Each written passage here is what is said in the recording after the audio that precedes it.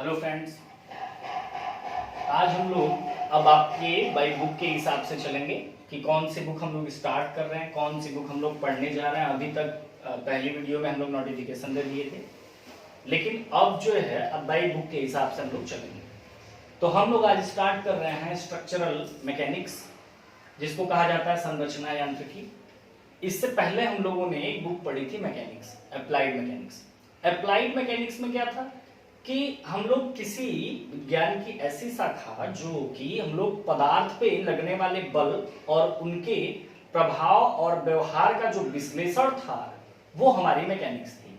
अब चूंकि पदार्थ में ठोस, द्रव, गैस तीनों था, तो ठोस, द्रव, गैस तीनों पे स्टडी की जाती है। तो ये चीज अभी तो पढ़ने को मिली नहीं थी मैकेनिक्स में, वहां भी सॉलिड ही मिला था, लेकिन आगे चल के आपको फ्लूइड मैकेनिक्स वगैरह पढ़ने को मिल सकती है। लेकिन जो ये है स्ट्रक्चरल मैकेनिक्स, इसमें मटेरियल के केवल सॉलिड, केवल ठोस अवस्था या ठोस पर ही लगने वाले बल, प्रभाव, उनके विश्लेषण, ये सारी चीजें केवल हम स्पेशली सॉलिड के लिए पढ़ेंगे। ये बुक आपके लिए इंपॉर्टेंट तब बन जाती है जब इस सब्जेक्ट का रिलेशन आगे के सेमेस्टर में होने लगता है। स्टील हो गया, आरसीटी हो गया, ऐसी बहुत बुकों में इनकी जरूरत भी पड़ने लगती है। और जब आने वाले टाइम में आप प्रिपरेशन करने लगते हो तो इसमें से आपको जैसे 50 क्वेश्चन है तो कम से कम 5-6 क्वेश्चन इन क्वेश्चन, मतलब कि स्ट्रक्चरल मैकेनिक्स पहले इसी का नाम था स्ट्रेंथ ऑफ मटेरियल, बदल दिया गया है, कहीं कहीं सोम भी चल रहा है। तो यहाँ फिलहाल यूपी में केवल स्ट्रक्चर मैकेनिक्स कर दिया है, सोम नहीं है। तो इसकी जरूरत हमको रहेगी, तो इसलिए हम आपसे यही कहेंगे कि ये बुक आप बहुत अच्छे तरीके से आप पढ़ने की कोशिश करेंगे। तो आज हम लोग ये देख लेते हैं कि स्ट्रक्चर मैकेनिक्स में कौन कौन सा हम लोगों को चैप्टर पढ़ना है, उसके अंदर क्या क्या चीजें पढ़नी है। उसके बाद भाई हम एक एक करके एक एक चैप्टर को उठाएंगे, एक एक न्यूमेरिकल को कराएंगे और एक एक सब्जेक्ट, एक एक टॉपिक को हम लोग पढ़ते जाएंगे। तो पहले हम लोग जान लेते हैं, पहला चैप्टर हम लोग को पढ़ना है प्रॉपर्टीज ऑफ मटेरियल, पदार्थों के यांत्रिक गुण। दूसरा पढ़ना है सिंपल स्ट्रेस एंड स्ट्रेन, सरल प्रतिबल एवं विकृति। स्ट्रेस का मतलब होता है प्रतिबल, स्ट्रेन का मतलब होता है विकृति। तीसरा चैप्टर पढ़ना है हम लोगों को shear force and bending moment, मतलब कर्तन बल एवं नमन आघूर्ण। चौथा चैप्टर पढ़ना है मोमेंट ऑफ इनर्शिया, जड़ता आघूर्ण। पांचवा चैप्टर पढ़ना है बेंडिंग स्ट्रेस इन बीम, धरनों में नमन प्रतिबल। छठा लेसन पढ़ना है शियर स्ट्रेस इन बीम, धरनों में कर्तन प्रतिबल। और सातवां लेसन पढ़ना है slope and deflection of beam, जो धरनों में स्लोप हो रहा है, डिफ्लेक्शन हो रहा है, उनके बारे में। आठवां लेसन पढ़ना है कॉलम एंड स्ट्रट, कॉलम और स्ट्रट क्या होते हैं, कैसे होते हैं, कितने प्रकार के होते हैं, ये सारा डिटेल इसमें पढ़ेंगे। और लास्ट है एनालिसिस ऑफ ट्रसेस, मतलब ट्रसों का जो विश्लेषण है, ट्रसों के जो बारे में हमको पढ़ना है वो लास्ट चैप्टर होगा। मतलब पहले चैप्टर में हम लोग मटेरियल की प्रॉपर्टी को जानने की कोशिश करेंगे कि भाई क्या क्या मटेरियल की प्रॉपर्टी है, क्या क्या चीजें हैं, ये सारा चीज। दूसरे में हम लोग प्रतिबल और विकृति के बारे में बहुत लंबे पैमाने पर इसकी स्टडी की जाएगी, प्रतिबल और विकृति की। तीसरे चैप्टर में हम लोग बीम में आने वाला शियर फोर्स, बेंडिंग मोमेंट कैसा होता है, डायग्राम कैसा बनता है, कौन कौन सी चीजें आ जाती हैं, ये सारी चीजें हम लोग तीसरे लेसन में पढ़ेंगे। चौथे लेसन में हम लोग जड़ता आघूर्ण के बारे में पढ़ेंगे, जैसा कि मैकेनिक्स में आपने ये पढ़ा होगा। उसके बाद हम लोग पढ़ेंगे बेंडिंग स्ट्रेस इन बीम, धरनों में नमन प्रतिबल कैसा होता है, कहाँ आता है, किस तरह का आता है, कितना होता है, ये सारा इसमें स्टडी करेंगे। उसके बाद शियर स्ट्रेस इन बीम, धरनों में वही कर्तन प्रतिबल के बारे में पढ़ेंगे। फिर ये सारे चैप्टर हम लोगों को पढ़ना है, लेकिन इनके अलावा अब हम आज से ही एक एक चैप्टर को उठाएंगे और उसमें एक एक टॉपिक, एक एक न्यूमेरिकल, सब कुछ सिस्टमैटिक तरीके से चलेंगे। तो अब आप पेन कॉपी लेके तैयार हो जाइए और पहला चैप्टर हेडिंग डाल दीजिए प्रॉपर्टीज ऑफ मटेरियल। आज से हम लोग पहला चैप्टर स्टार्ट कर रहे हैं। अब हम लोग लिखने वाला भी काम करेंगे, जैसे कोई चीज आगे बढ़ गई, जहां लिखने वाला रहेगा हम आपको बोल दिया करेंगे, आप लिख लेंगे। बाद में अगर आगे वीडियो जा रही है तो आप उस करके वहां पर रोक लीजिए, आप पीछे करके आप जाके उसको लिख लीजिएगा। अब हम लोग बाई चैप्टर के हिसाब से चलेंगे, तो पहले चैप्टर पे हम लोग आते हैं। तो पहला चैप्टर हेडिंग डालिएगा प्रॉपर्टीज ऑफ मटेरियल। हाँ वही हो गया। अब देखिए यहां से आप पहला चैप्टर डाल दिए प्रॉपर्टीज ऑफ मटेरियल, ये हमारा चैप्टर का नाम है पदार्थों के गुणधर्म, और ये हमारा चैप्टर था, ये हमारा चैप्टर हो गया प्रॉपर्टीज ऑफ मटेरियल, पदार्थों के गुणधर्म, ये हमारा चैप्टर का नाम है। अब इस चैप्टर में आप पहली हेडिंग डालिएगा, अब पहली हेडिंग डालिएगा प्रॉपर्टीज ऑफ मटेरियल। पहली हेडिंग भी यही है, जो चैप्टर का नाम है वही आपकी पहली हेडिंग भी है, प्रॉपर्टीज ऑफ मटेरियल। या पहली हेडिंग कह सकते हैं प्रॉपर्टीज ऑफ मॉस, या फिर कह सकते हैं प्रॉपर्टीज ऑफ स्ट्रक्चरल मैकेनिक्स। मतलब ये है कि ये चैप्टर का नाम हो गया और इस चैप्टर में आपकी पहली हेडिंग जो हुई प्रॉपर्टीज ऑफ मटेरियल, मतलब पदार्थों के गुणधर्म, या इसी को कहा जाता है मैकेनिकली प्रॉपर्टीज। मतलब ये है कि पदार्थों के यांत्रिक गुण भी कह सकते हैं, या इसको कह सकते हैं मॉस। मॉस का मतलब होता है मैकेनिक्स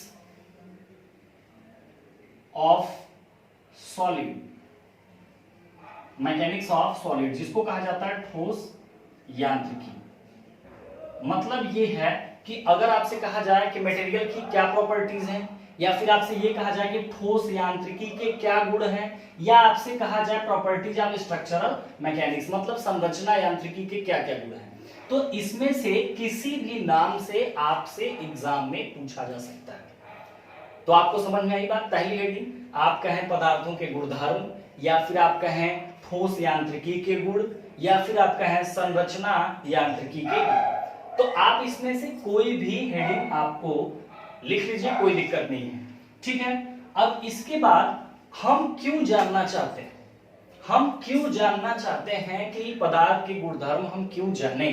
अगर ये बात करें तो जो प्रॉपर्टीज होती है इसको जानना बहुत ही जरूरी होता है। चाहे वो किसी भी ब्रांच से, आप पॉलिटेक्निक कर रहे हो, बीटेक कर रहे हो, आप किसी भी ब्रांच से हो, आपको प्रॉपर्टीज पता होना चाहिए। और क्यों पता होना चाहिए, क्या जरूरत है, इसको जरा ध्यान से समझिए। जैसे मान लीजिए कि आपको किसी भी मशीन का कह सकते हैं, या फिर कोई स्ट्रक्चर है, या फिर मान लीजिए एक रोड ही आपको बनाना है, या आप ओवर ब्रिज ही बना रहे हैं, तो कुछ भी बनाने के लिए उसमें क्या लगेंगे, मटेरियल लगेंगे।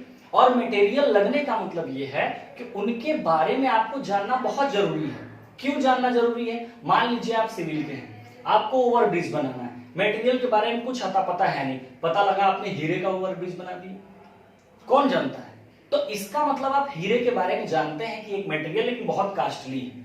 और कास्टली मतलब इंजीनियर का मतलब क्या है कि उनके बारे में जब जानेगा तो सारी चीजों को समझ पाएगा, उनकी स्ट्रेंथ अच्छी है कि नहीं, उनके पास सामर्थ्य है कि नहीं अच्छी, उनके पास वो जरूरत की चीजें जो टेम्परेचर के साथ या किसी के भी साथ उनकी जरूरत की चीजें उसमें विद्यमान है या नहीं है। तो कैसे हम जानेंगे, जब तक हम उनके बारे में नहीं जानेंगे तब तक हम किसी भी चीजों का निर्माण नहीं कर सकते। मतलब ऑल ओवर कहने का हमारा ये है कि प्रॉपर्टीज ऑफ मटेरियल, या फिर प्रॉपर्टीज ऑफ मॉस, या फिर प्रॉपर्टीज ऑफ स्ट्रक्चर मैकेनिक्स, मतलब पदार्थों के गुणधर्म, या फिर ठोस यांत्रिकी के गुण, या फिर आप कह सकते हैं संरचना यांत्रिकी के गुण। ये जानना क्यों जरूरी है, इसलिए जानना जरूरी है क्योंकि आप किसी भी मशीन, किसी भी स्ट्रक्चर, किसी भी स्ट्रट को बनाएंगे तो उसमें बहुत सारे मेंबर लगेंगे, बहुत सारे सदस्य लगते हैं। अब उन सदस्य जो होते हैं वो सदस्य बहुत सारे मटेरियल ही होते हैं, बहुत सारे मटेरियल के बने ही होते हैं। तो उन मटेरियल के बारे में आपको जानना अति आवश्यक है। अगर आप मटेरियल के बारे में नहीं जानते हैं तो वो आपका स्ट्रक्चर या आपकी मशीन या कुछ भी मैन्युफैक्चरिंग आप कर रहे हैं, निर्माण आप कुछ भी कर रहे हैं, वो आपका सफल नहीं होगा। तो हम प्रॉपर्टीज ऑफ मटेरियल में पहली प्रॉपर्टीज पढ़ेंगे। पहली प्रॉपर्टीज आज से स्टार्ट करने जा रहे हैं, वो होगा आपका स्ट्रेंथ, जिसको हिंदी में कहा जाता है सामर्थ्य।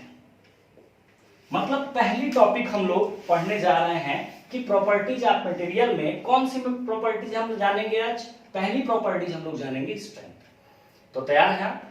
अब आप पेन कॉपी लेके बैठ जाएंगे, जिससे कि हर एक प्रॉपर्टीज को आप आराम से लिखेंगे। अब देखिए स्ट्रेंथ होता क्या है, स्ट्रेंथ है क्या, स्ट्रेंथ एक प्रॉपर्टीज है। कौन सी प्रॉपर्टीज है, मटेरियल की प्रॉपर्टीज है, या फिर मॉस की प्रॉपर्टीज है, या फिर सोम की प्रॉपर्टीज है, या फिर स्ट्रक्चर मैकेनिक्स की प्रॉपर्टी है। तो सामर्थ्य क्या है, एक प्रकार की पदार्थों का क्या है, गुण है। इन्हीं सबको हमको जानना है। यहां से आपके एग्जाम में भी पूछा जाता है कि किन्हीं 4 ठोस यांत्रिकी गुणों के बारे में लिखिए, किन्हीं 4 प्रॉपर्टीज मटेरियल की प्रॉपर्टीज को लिखिए। तो यहां से हम एक एक प्रॉपर्टीज आपको बताते चलेंगे, 10, 15, 18 जो भी हो जाए, वो सारी प्रॉपर्टीज आपको यहां से पढ़ना है। तो पहली प्रॉपर्टीज हम लोग आते हैं किस पे, स्ट्रेंथ पर, जिसको सामर्थ्य कहा जाता है। अब ध्यान से समझिए, अगर आपको सामर्थ्य समझना है तो एकदम तरीके से समझिए। सामर्थ्य जो होता है, अगर आप किसी भी मटेरियल के सामर्थ्य की बात कर रहे हैं तो आप समझ जाइए उसकी मजबूती से बात हो रही है। मतलब अगर आपको स्ट्रेंथ समझना है तो स्ट्रेंथ का मतलब, सामर्थ्य का मतलब ये होता है पदार्थ की मजबूती। मतलब ये है, सामर्थ्य की डिफिनेशन ये कहती है कि बिना असफल हुए, मतलब खराब नहीं होता, फेल्योर नहीं होता, नुकसान नहीं होता, मतलब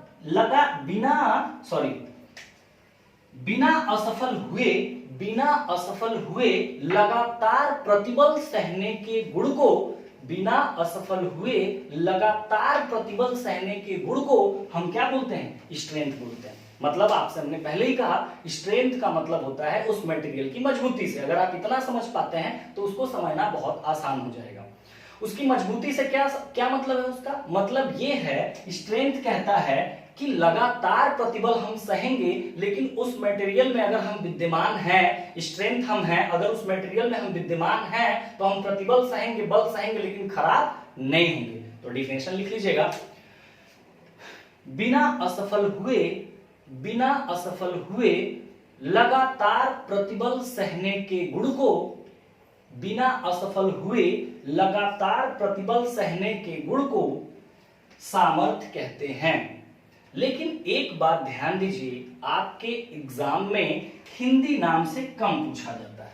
मतलब आपसे एग्जाम में कहेगा स्ट्रेंथ, मतलब हिंदी वाले टर्म में जो लिखेगा वो लिखेगा ऐसे, स्ट्रेंथ, और इंग्लिश वाले में ये लिखेगा और आपसे कहेगा इनके बारे में बताइए, तो आपको सामर्थ्य कहीं दिखाई नहीं देगा। इसलिए हम जितनी प्रॉपर्टीज बताएंगे, हम हिंदी उनका बता तो देंगे, लेकिन आप उनका जो इंग्लिश टर्म है, किस नाम से जाना जाता है, ये बहुत जरूरी है। मतलब आप हिंदी रट के बैठ गए कि परीक्षा में आएगा सामर्थ्य किसको कहते हैं तो हम लिख लेंगे, और लिखा नहीं सामर्थ्य किसको कहते हैं, लिख क्या दिया, स्ट्रेंथ, तो वहां पे आप फेल्योर हो जाएंगे। ये फेल्योर तो हो नहीं रहा, लेकिन आप जरूर फेल्योर हो जाएंगे। इसलिए जहां जैसी जरूरत होगी, बाय टॉपिक हम हर जगह आपको पॉइंट कराते चले जाएंगे। इसका मतलब स्ट्रेंथ को आप समझ गए कि लगातार प्रतिबल सहे लेकिन फेल्योर नहीं होता, ऐसे गुण को हम क्या कहते हैं, सामर्थ्य या स्ट्रेंथ कहते हैं। आप लिख भी लीजिएगा, जैसे अगर हम आगे चले जाएं